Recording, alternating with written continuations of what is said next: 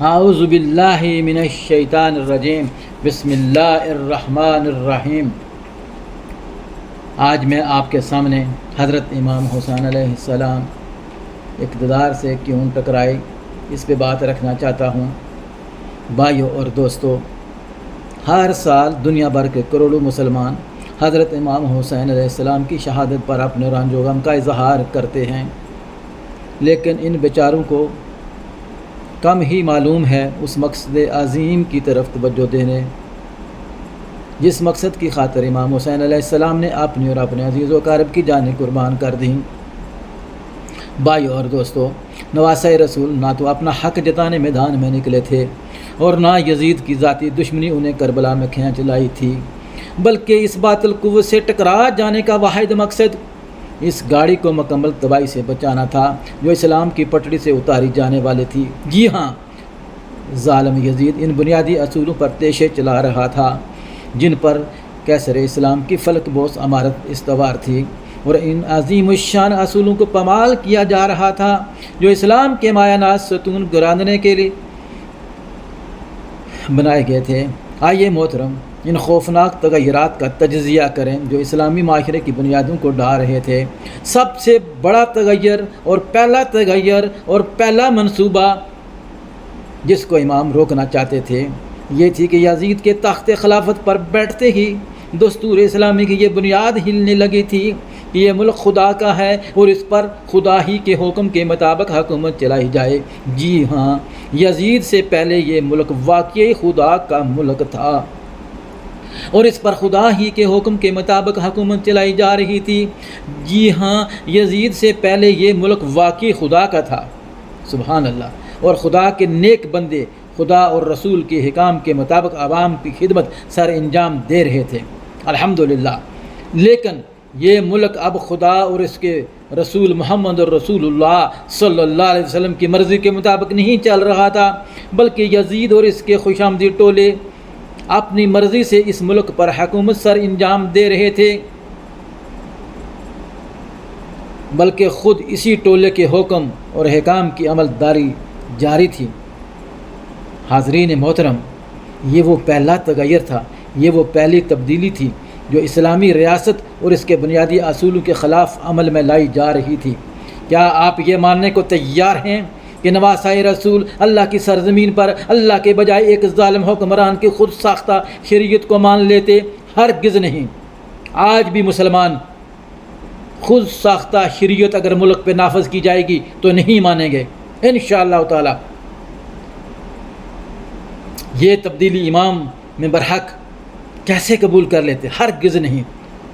دوسری بڑی تبدیلی جو یزید کی خلافت میں رونما ہونے جا رہی تھی وہ یہ تھی کہ نیکیوں کو فروغ دینے اور برائیوں کا سدباب کرنے کے قرآنی دستور کے بجائے برائیوں کو فروغ دینے، جسٹ اپوزٹ، اور نیکیوں کا سدباب کرنے کا شیطانی عمل شروع ہو گیا تھا۔ جی ہاں، اس سے قبل تقوی اور خدا خوفی اسلامی ریاست کا شعار تھا، اور اس کے اظہار کا عملی نمونہ خود ریاست مدینہ کا سربراہ تھا۔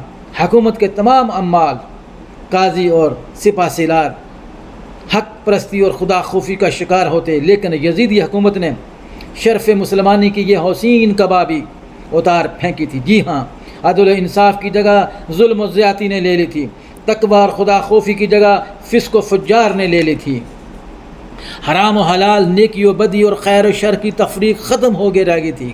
اس سے پہلے کہ ذکر الہی اور تبلیغ و ارشاد کی مجالس گرم ہوتیں اور اب عیش و نشاط اور طاؤس اور رباب کا چرچا ہونے لگا تھا، اس سے پہلے گر گر خدا کا حکم اور حضور علیہ الصلوۃ والسلام کی حدیث کی آوازیں قلب و ذہن کو سرور مہیا کرتی ہوئی نظر آیا کرتی تھیں۔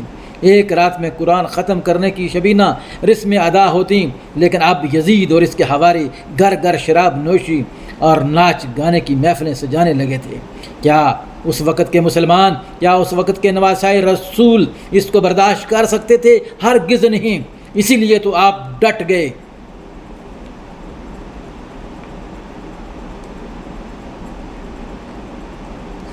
حاضرین محترم، دوسری تبدیلی جس کے خلاف امام برحق نے صدائے بلند کی، آئیے دیکھتے ہیں کہ وہ کیا تبدیلی تھی۔ دستور اسلامی کا تیسرا بڑا ستون یہ تھا کہ حکومت لوگوں کی آزادانہ مرضی سے قائم ہوئی تھی۔ لوگ بیعت کرنے یا نہ کرنے کے بارے میں پوری طرح آزاد تھے، لیکن یزید کے حق میں جبری بیعت لی جانے لگی تھی۔ اسلامی جمہوریت کی بساط ختم کر دی جانے والی تھی۔ اب بادشاہت اور امریت نے ایمان و ضمیر کی جمہوری اقتدار کا گلا گھونٹ دیا تھا۔ آزادی اظہار بالکل ختم ہونے کو جا رہا تھا۔ جب بڑے مجمع کے اندر امیر المومنین سے اس کے لمبے کرتے کا حساب طلب کیا جاتا تھا، لیکن اب یہ قاعدہ بن گیا تھا کہ زبان کھولو تو خلیفہ وقت کی تعریف میں، ورنہ زبان کو تالا لگا لو۔ اور اگر تمہارا ضمیر بڑا ہی زور آور ہے اور حق بات کہنے سے تم باز نہیں آتے تو اس حق گوئی و بے باکی کی بھاری قیمت ادا کرنے کے لیے تیار ہو جاؤ، جو لمبی قید یا گردن کٹوانے کی شکل میں ہو سکتی تھی۔ حاضرین محترم، آج میرے ملک میں بھی یہی قانون چل رہا ہے۔ ذرا سوچئے تو صحیح، اس تبدیلی کا نتیجہ آخر کیا نکلا؟ یہی نہ کہ آگے چل کر اللہ کے شعر آئین اور حق کا جامہ اتار کر خوشامد چاپلوسی اور مسلط کوشی والا چولا اوڑھ لیتے۔ جی ہاں، مستقبل کے لیے یہ روایت قائم ہو جاتی کہ جابر سلطان کے سامنے کلمہ حق کہنے کی بجائے عافیت کشی اور گوشائے نشینی کی قبا کو اوڑھ لیا جائے۔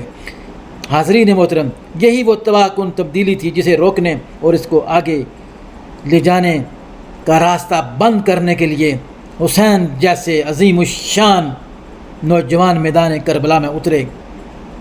دستور اسلامی کا چوتھا ستون یہ اصول تھا کہ خلیفہ وقت اور سرکاری حکام خالق و مخلوق کے سامنے جواب دیتے۔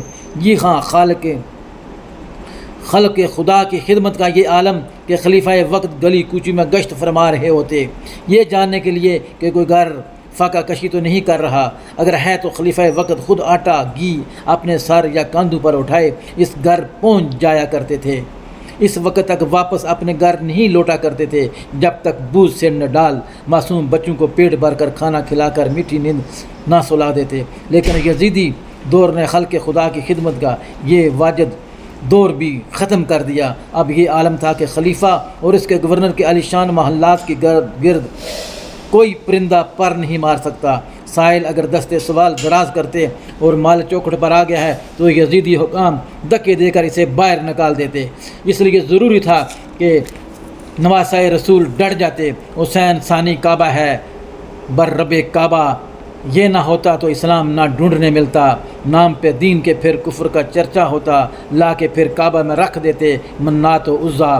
شہید کربلا تیرے توسط سے خدا ملتا ہے، تیرے ہی ذریعے کعبے کا پتہ چلتا ہے۔